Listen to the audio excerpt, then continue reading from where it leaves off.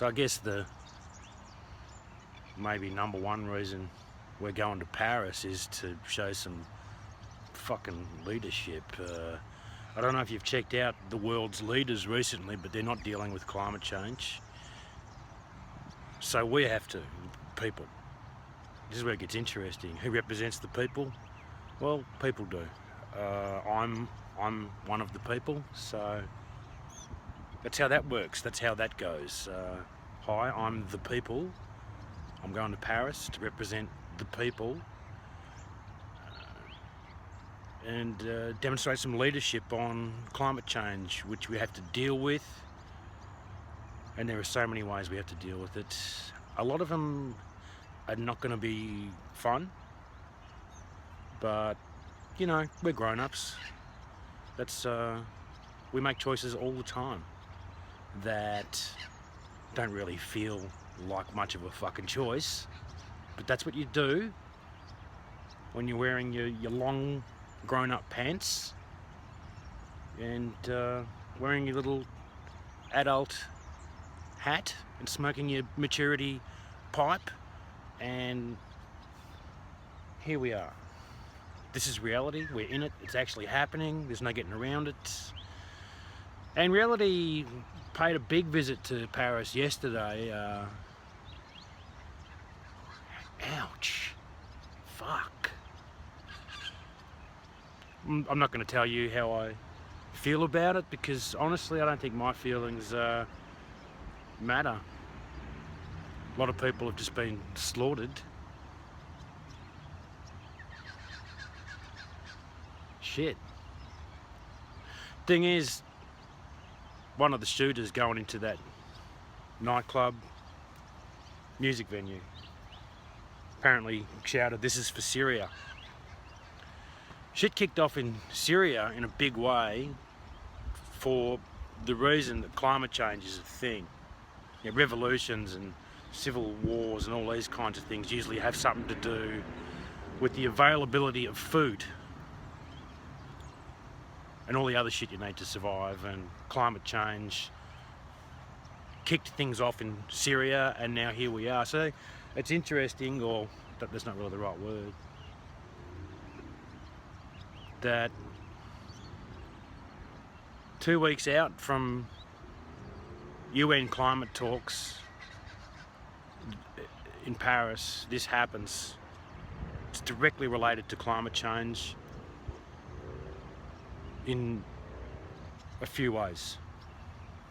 And this is where we've got to get to, is understanding all these issues are connected. Black Lives Matter, Snowden revelations, climate change, war on terror, war on drugs. It's all very closely connected, and you can't simply grab one bit and understand it by itself. It'll never happen. You will never understand if you take one issue and you separate it out. Of course, by all means, make one issue your focus.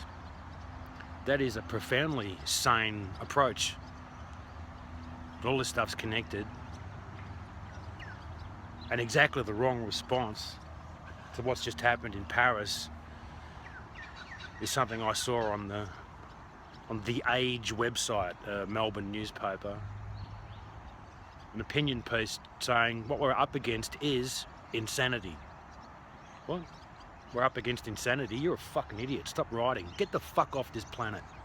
I'm sick of you motherfuckers talking shit.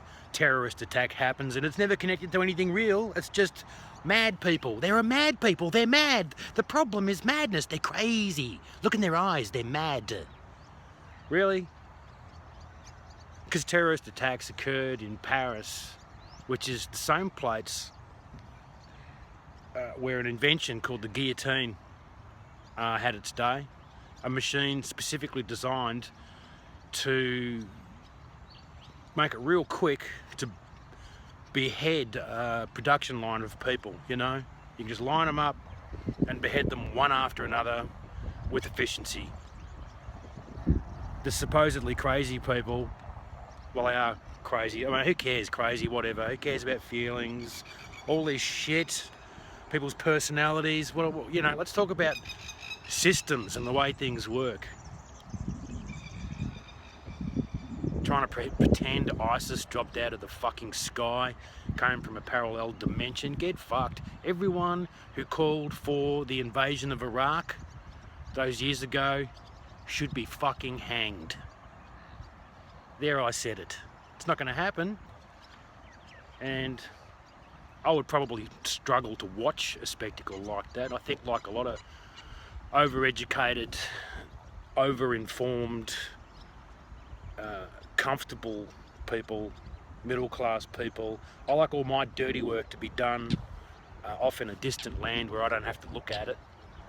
At the same time though, when terrorism comes to Australia, and it definitely will, there's no reason it won't.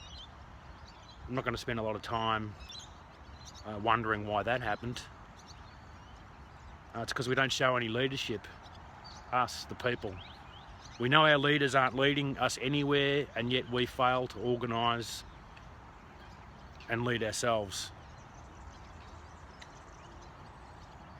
So I'm a ray of sunshine, and I can't help you. So it's not down to individuals who are reasonably good with words, like myself. It's down to individuals working in groups.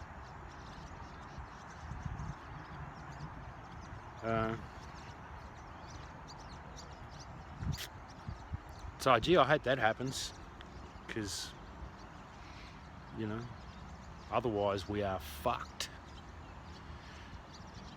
Every nation state on earth will close its borders and become a prison. People like myself will be detained until we've been waterboarded enough to say whatever the fuck they want us to say. People like me who say terrorism happens and it's because of our behaviour, things we do, will be rounded up. And a lot of real normal, decent people will be totally okay with that, because that's what's going to make them feel safe. So, I'm optimistic about my future.